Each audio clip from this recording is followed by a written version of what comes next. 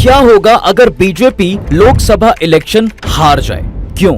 सुनने में इम्पॉसिबल लगता है ना, लेकिन क्या हो अगर 400 पार का नारा देने वाले 272 भी ना ला पाए?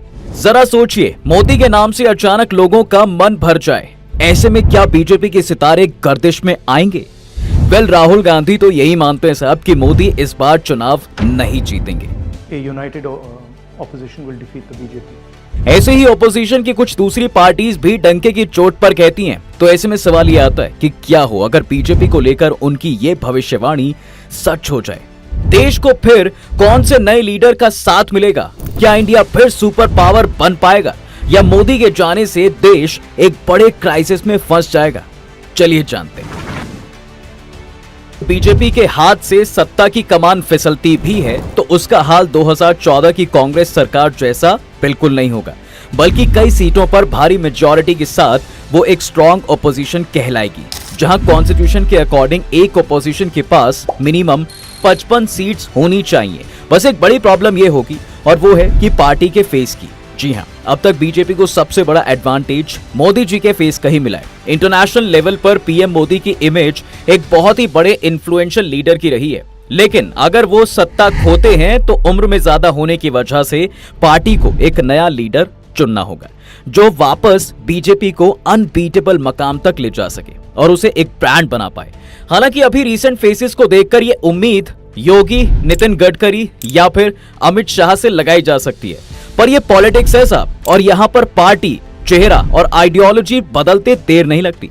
ऐसे में बीजेपी का चेहरा कौन होगा ये कहा नहीं जा सकता। हाँ, ये जरूर कहा जा सकता है कि बीजेपी के जाने से इंडियन पॉलिटिक्स में एक बड़ा शिफ्ट देखने को मिलेगा। सत्ता पर कांग्रेस की वापसी तो नहीं होगी, लेकिन इंडिया अलायंस जैसा एक बड़ा गठबंधन एग्जिस्टेंस में आ जाए। और अगर ऐसा हुआ तो इंडिपेंडेंस के बाद ये पहली बार होगा जब इतनी सारी पार्टीज मिलकर सेंटर में सरकार बनाएं। और इसके डिसएडवांटेजेस आपको पहले दिन से देखने को मिल सकते हैं, क्योंकि जाहिर है कि जब गठबंधन 2 से ज्यादा पार्टीज का होगा तो पीएम बनने के उम्मीदवार भी ज्यादा होंगे। और पीएम ही क्यों, कैबिनेट मंत्रियों की सीट को लेकर भी जो हल्ला सेंटर में दिखाई देगा वो इंडियन पॉलिटिक्स की नींव को हिलाकर रख देगा। इतने हर्डल्स के बाद भी अगर सरकार बनकर तैयार हो जाती है तो छोटे से छोटे बिल को पास करने के लिए भी सेंट्रल गवर्नमेंट में यूनिटी नहीं दिखाई देगी। डिफरेंट आइडियोलॉजी और ईगो क्लैश की आग में अच्छे डेवलपमेंट प्रोजेक्ट्स, लॉज और सर्विसेज ठप पड़ी रहेंगी। कोई भी पार्टी किसी दूसरे के ओपिनियन पर अपना अग्रीमेंट नहीं देगी, और अगर कहीं पर इलेक्टोरल बॉन्ड स्कैम की तरह करप्शन का मौका उन्हें मिलेगा तो हाथ में हाथ मिलाकर वो पैसा खाने में भी देर नहीं लगाएंगी। हिस्ट्री ऐसे एग्जाम्पल से भरी पड़ी है जहां बीजेपी और कांग्रेस जैसी ऑपोजिट आइडियोलॉजी ने भी कदम से कदम मिलाकर कई एक्ट्स को अमेंड किया है और इलीगल फंडिंग को भी अपने बेनिफिट के लिए लीगल बनाया।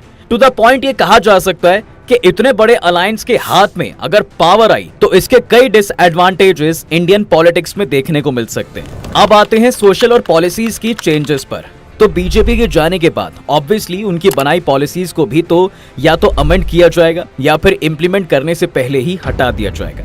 For example CAA and NRC issue.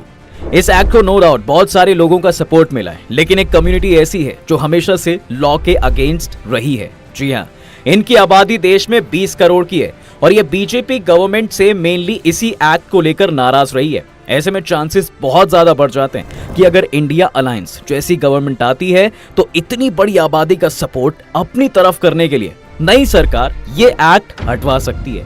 CAA के साथ साथ हमें यूनिफॉर्म सिविल कोड जैसे एक्ट्स पर भी एक बड़ी डेवलपमेंट देखने को मिल सकती है, जिसे लाने के लिए बीजेपी कब से एड़ी चोटी का जोर लगा रही है। दरअसल यूनिफॉर्म सिविल कोड एक ऐसा कानून है जो सभी धर्म समुदायों के लिए एक समान, एक बराबर कानून बनाने की वकालत करता है। बीजेपी इसी कानून को इम्प्लीमेंट करने का दावा सालों से करती आई है, लेकिन अगर 2024 में सत्ता किसी और के हाथ आती है साहब तो चांसेस बहुत ज्यादा है कि ये मुद्दा ठंडे बस्ते में जा सकता है। इसके अलावा वन नेशन वन इलेक्शन जैसी बड़ी पॉलिसी का मुद्दा भी मेन स्ट्रीम पॉलिटिक्स से गायब हो सकता है। अब ऐसा इसलिए क्योंकि बीजेपी ने 400 पार का टारगेट सेट ही इसलिए किया है ताकि वो इन मेजर पॉलिसीज को इम्प्लीमेंट कर सके। लेकिन ये आप भी जानते हैं कि विपक्ष इस एक्ट को लेकर कितना अगेंस्ट है। इवन लेफ्ट आइडियोलॉजी और कांग्रेस तो इस कानून को डेमोक्रेसी के खिलाफ मानती हैं, तो ऐसा कैसे हो सकता है साहब कि वो बड़े प्यार से इसे लागू कर दे। इन शॉर्ट बीजेपी का ये सपना धरा का धरा रह सकता है। वैसे बीजेपी के जाने से एक चीज और बदलेगी, वो है मीडिया की भाषा। अब तक तो जो मीडिया पूरी तरह मोदी के पक्ष में बोलते नजर आती है, वो जरूर ही बीजेपी के जाते ही नई सरकार की भाषा बोलने लगेगी। हिस्ट्री बताती है कि सरकार जिसकी रहती है, मीडिया उसी की भाषा बोलती है। ऐसे में ये पूरे चांसेस हैं कि न्यू अलायंस गवर्नमेंट की जय जयकार करने में भी गोदी एंकर्स देर नहीं लगाएंगे। अब आइए दूसरे लॉस पर। तो बीजेपी के जाने के बाद लद्दाख और मणिपुर जैसे मुद्दों पर भी एक मेजर चेंज आ सकता है। ये बात किसी से छिपी नहीं है कि पिछले 1 साल से मणिपुर में कुकी और मैतेई समुदाय में लड़ाई चल रही है। चारों तरफ अफरा तफरी और हेवी पुलिस फोर्स आज मणिपुर की सच्चाई है। और ऐसे में वहां जिस चीज की सबसे ज्यादा जरूरत है, वो है इमीडिएट सॉल्यूशन और पीस। हालांकि सरकार ने पुलिस को एनफोर्स कर मामले को कंट्रोल करने की कोशिश की है, लेकिन कहीं ना कहीं मोदी सरकार की ये सारी कोशिशें फेल रही हैं। ऐसे में आने वाली सरकार से लोगों की उम्मीदें हैं कि वो मणिपुर में कोई बड़ा स्टैंड ले, ताकि भारत के इस राज्य को वापस एक पीसफुल स्टेट बनाया जा सके। मणिपुर के अलावा जो दूसरा चैलेंज न्यू गवर्नमेंट के सामने होने वाला है, वो है लद्दाख इशू। आप जानते होंगे कि कई सालों से भारत का ये इलाका भी खुद के लिए 6th शेड्यूल और फुल स्टेट हुड की मांग कर रहा है। सोनम वांगचुक और लद्दाखी लोग तो इसे लेकर 21 दिन की फास्टिंग तक कर चुके हैं और आज भी वहां प्रोटेस्ट जोरों शोरों से चल रहे हैं। उनमें गुस्सा इस बात का भी है कि 2019 के मैनिफेस्टो में जब बीजेपी ने लद्दाख के फुल स्टेट हुड की बात की थी, तो अब क्यों वो इसे देने से किनारा कर रहे हैं? क्यों इस पर उन्होंने चुप्पी साधी हुई है? आप मानो या ना मानो, लेकिन लद्दाख का मुद्दा भी बीजेपी पर लॉन्गर रन में बैकफायर कर सकता है साहब, क्योंकि न्यू गवर्नमेंट से ये उम्मीद की जाएगी कि वो आते ही इस मुद्दे पर स्टैंड ले। विपक्ष में बैठकर तो बाकी पार्टीज ने लद्दाख को सपोर्ट दिखाया ही है, तो फिर जब सत्ता उनके पास आएगी तो हो सकता है कि वो इस पर एक बड़ा फैसला ले। अगर ऐसा होता है तो ये न्यूली गवर्नमेंट के लिए एक बड़ी अचीवमेंट हो सकती है और देश में कई जगहों पर चल रहे विवाद फिर शांत हो सकते हैं। विवाद की इन लिस्ट में एक नाम किसानों की एमएसपी का भी है, जिसे लेकर फरवरी और मार्च के महीने में किसान दिल्ली की तरफ मार्च कर रहे थे। इनकी मांग थी कि फसलों पर उन्हें एमएसपी यानी मिनिमम सपोर्ट प्राइस दिया जाए। इसे लेकर हल्ला भी काफी हुआ। हेवी पुलिस फोर्स से लेकर टीयर गैस तक सब कुछ लगाया गया, लेकिन इसका कोई रिजल्ट नहीं निकल पाया। किसान वापस तो चले गए, लेकिन वो बीजेपी सरकार से इतने नाराज हैं कि शायद उनका वोट बैंक बटा भी हुआ है। इन सभी कंडीशंस के बीच अगर न्यू अलायंस गवर्नमेंट आती है तो हो सकता है कि किसान एक बार फिर अपनी मांगों के लिए आवाज बुलंद करें, और ये भी चांसेस हैं कि न्यू गवर्नमेंट खुद किसानों की एमएसपी की मांगों को पूरी तरह एक्सेप्ट कर ले, क्योंकि फार्मर्स को एमएसपी देने की गारंटी खुद कांग्रेस तक अपने मैनिफेस्टो में दे रही है। राहुल गांधी ने भी खुलेआम इस पर बात भी की है। अब ये उनके खोखले वायदे होंगे या सच, ये तो वक्त ही बताएगा। लेकिन एक चीज तो पक्की है साहब कि बीजेपी की हार के बाद एमएसपी का मुद्दा एक बार फिर गर्म हो सकता है, और तब नई सरकार को इस चुनौती का सॉल्यूशन निकालना ही पड़ेगा। वैसे एक चुनौती नई सरकार के सामने अनएम्प्लॉयमेंट की भी होगी, क्योंकि बीजेपी की सरकार में बेरोजगारी दर काफी ज्यादा बढ़ गई है। आज के वक्त में ज्यादा से ज्यादा लोग बीजेपी से अनएम्प्लॉयमेंट के मुद्दे को लेकर भी नाराज हैं। उनका मानना है कि 10 सालों में बीजेपी कहीं ना कहीं इस परेशानी को सुलझाने में नाकामयाब रही है, और इसका जवाब खुद आंकड़े देते हैं। खुद राहुल गांधी का कहना है कि भारत में बेरोजगारी पाकिस्तान से भी ज्यादा हो गई है। जहां पाकिस्तान में 12% अनएम्प्लॉयमेंट है, वहीं भारत में ये आंकड़ा 23% का है। आज भारत का एक बड़ा तबका ऐसा है जो केवल घर पर बैठा है, और आलम यह है कि पोस्ट ग्रेजुएट और पीएचडी होल्डर तक के पास नौकरी नहीं है।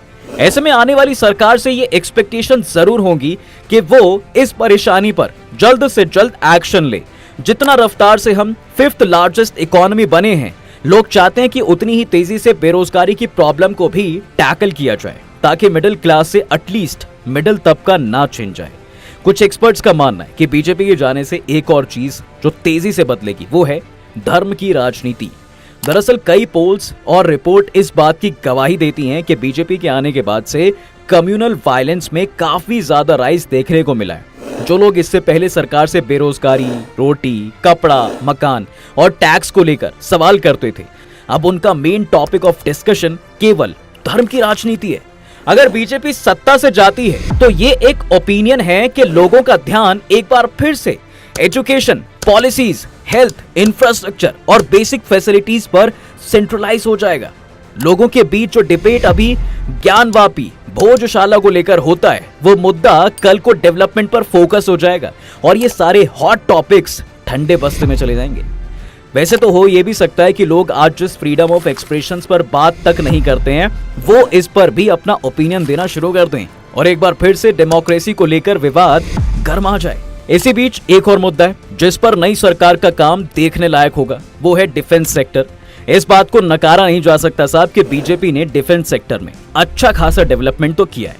इसने 2023-24 का बजट 5,03,097 करोड़ रुपए रखा था, जिसमें से अकेला हमारा डिफेंस बजट 5.94 लाख करोड़ था।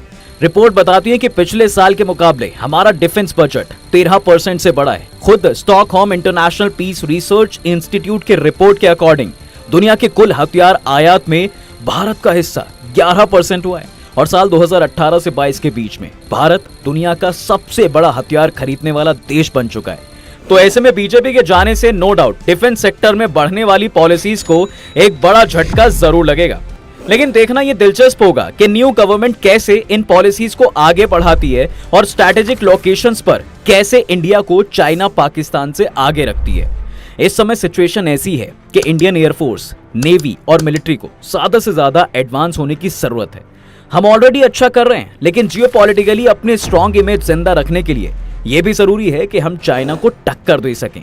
और यहां पर न्यू गवर्नमेंट की क्या पॉलिसी होगी, यह देखने लायक होगा। चाइना के अलावा जियोपॉलिटिकली दूसरे देशों के साथ भारत के क्या संबंध रहेंगे, यह भी देखने लायक होगा। अब हम सभी जानते हैं कि बीजेपी के राज में इंडिया ने मिडिल ईस्ट से अपने रिश्ते काफी हद तक स्ट्रेंथन किए। हाँ, हम नेबर्स फर्स्ट पॉलिसी पर जरूर फेल हुए, लेकिन न्यू गवर्नमेंट के बनते ही दूसरी सरकार के साथ भारत के रिश्तों में 360 डिग्री टर्न देखने को मिलेगा। हो सकता है कि मालदीव्स को लेकर हमारा स्टैंस बदल जाए या फिर इजराइल पैलेस्टाइन इशू पर न्यू गवर्नमेंट न्यूट्रल स्टैंस के बजाय दूसरा किसी एक पक्ष को सपोर्ट कर ले। इतिहास गवाह साहब की सरकार बदलते ही डिप्लोमेटिक्स रिलेशंस हर सरकार के साथ बदलते हैं, क्योंकि आइडियोलॉजी बदलती है।